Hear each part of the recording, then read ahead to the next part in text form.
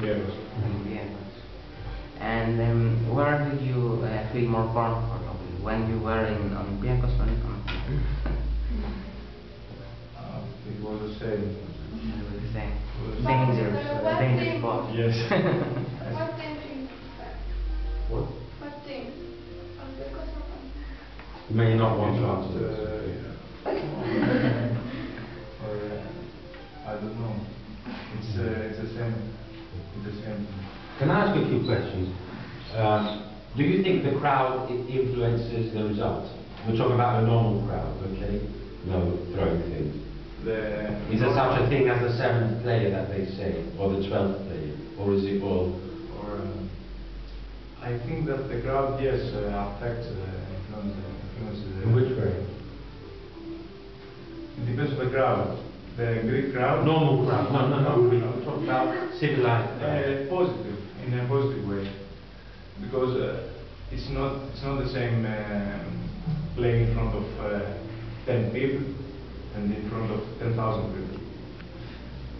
Especially in Europe, a volleyball game is like a show. Yeah. So for the players are like actors, and it's like a theater performance. And for the spectators, for the crowd. So if it's a hostile crowd within limits, just by booing, would that affect the team?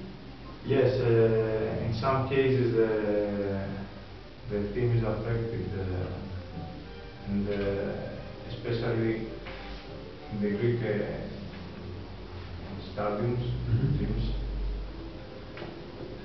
Sometimes the players feel insecure. Yeah, I said that, not Greece. Okay, I don't care about Greece. I talk about normal people.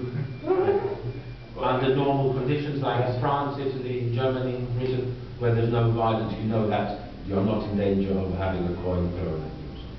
On a positive way, always. Of course, the team